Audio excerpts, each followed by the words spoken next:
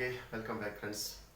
आज जो हम एक चैप्टर स्टार्ट करने जा रहे हैं वो इकोलॉजी का एक चैप्टर है। Second chapter of ecology, that is आपके एनसीईआरटी का chapter number 14, that is the ecosystem. Ecosystem हम देखेंगे आज। क्या है इकोसिस्टम? अगर हम इकोसिस्टम देखेंगे, सबसे पहले इसका थोड़ा सा इंट्रोडक्शन हम लेंगे। इंट्रोडक्शन। इकोसिस्टम ये जो टर्म है सबसे पहले दिया था एक इकोलॉजिस्ट ने, उसका नाम था A.G. टेनिसली। A.G. टेनिसली in the year 1935। 1935 में ये पहली बार ये टर्म दिया था। A.G. टेनिसली एक इकोलॉजिस्ट था। तो अगर हम इकोसिस्टम देखेंगे, इकोसिस्टम क्या है? इकोसिस्टम जो है, this is the basic unit. अगर हम देखेंगे, फंक्शनल यूनिट ऑफ नेचर, जो हमारा नेचर है, जो हमारी सराउंडिंग है, जहाँ पे हम रहते हैं, उस सराउंडिंग का, उस नेचर का ये बेसिक यूनिट है, फंक्शनल यूनिट है। मैं लिखूंगा this is the functional unit of nature. Nature का फंक्शनल यूनिट है ये। अगर हम देखेंगे इसकी डेफिनेशन पे आएंगे, क्या है इकोसिस्टम। तो डेफिनेशन लिखने से पहले हमें एक चीज समझना चाहिए, इकोसिस्टम है क्या।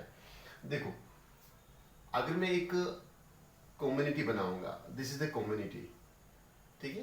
कम्युनिटी में क्या होंगे? Different populations. For example, this is human population, this is the plant population, ठीक है। और इसी कम्युनिटी में यहाँ पे बहुत सारी पॉपुलेशंस होंगे। For example, red population, dog population, horse population, insects होंगे। ये आपस में इंटरेक्ट करते होंगे, ठीक है। For example, plants, human depend है प्लांट्स पे, या इसी तरह इंसेक्ट डिपेंड है प्लांट्स पे, प्लांट डिपेंड है ह्यूमन्स पे फॉर कार्बन डाइऑक्साइड या अदर एनिमल्स पे। इस तरह से यहाँ पे जो लिविंग ऑर्गेनिज्म है इस कम्युनिटी में, हर एक लिविंग ऑर्गेनिज्म के बीच में आपस में इंटरेक्शंस हो रही है, ठीक है। तो इसके अलावा, ह्यूमंस के अलावा, यहाँ पे लिविंग लाइफ है, इनको हम नाम देते हैं these are the biotic components. These are the biotic components. ये बायोटिक कंपोनेंट्स होते हैं, ठीक है, जिनको हम बोलते हैं living components. They are biotic और लिविंग कंपोनेंट्स। इसके अलावा यहाँ पे आपको देखने को मिलेंगे, ये कम्युनिटी तब तक फंक्शन नहीं कर सकती है जब तक नहीं यहाँ पे रोल होगा एबायोटिक एनवायरनमेंट का।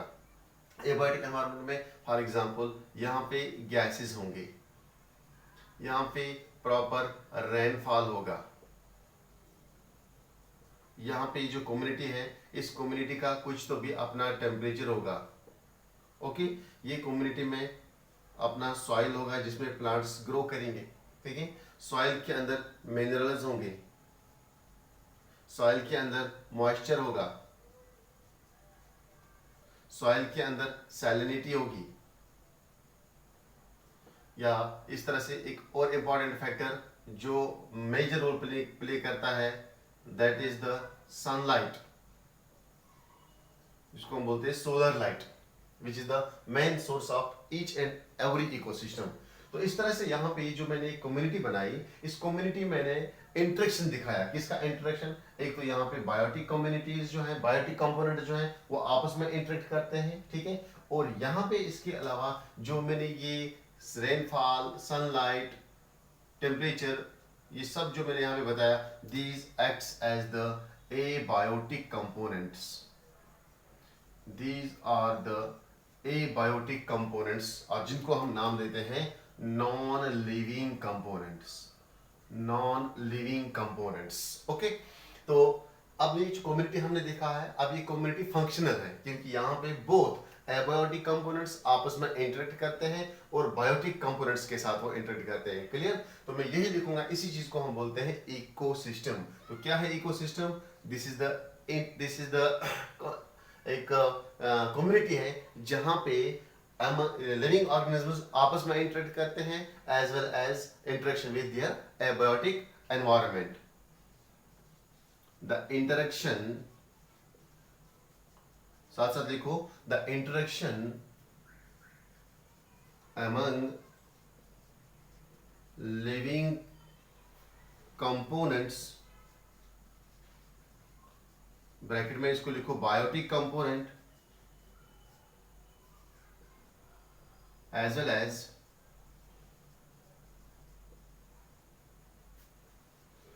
with the abiotic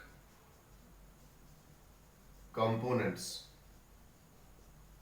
ओके, इसी को हम बोलते हैं इकोसिस्टम। इसी का नाम है इकोसिस्टम, यानी कि एक ऐसा सिस्टम जहां पे इंटरेक्शन होती है किस किस के बीच में।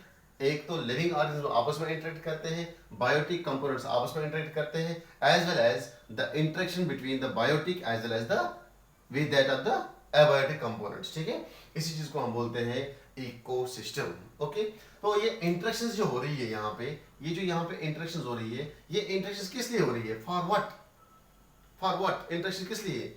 For obtaining energy, for obtaining food energy, food energy. ये लिविंग ऑर्गेनिज्म एक तो आपस में इंटरेक्शन करेंगे, दूसरा तो ये इंटरेक्शन करेंगे with that of the abiotic components, abiotic factors, abiotic environment. किस लिए? For getting the food energy, ताकि उनको फूड एनर्जी मिले। ओके, और इनकी बॉडी इजीली फंक्शन कर सके। तो यहाँ पे एबायोटिक फैक्टर का आपको अब पता चला। एग्जांपल्स ऑफ एबायोटिक फैक्टर कौन कौन सा है? ठीक है, जैसे टेम्परेचर है, सनलाइट है, रेनफॉल है, गैसेस है, salinity, soil, moisture, minerals, soil में कुछ पीएच होगा, ये सब आते हैं एबायोटिक फैक्टर में। नाउ अगर हम देखेंगे एक इकोसिस्टम, इसको नोट करो जल्दी।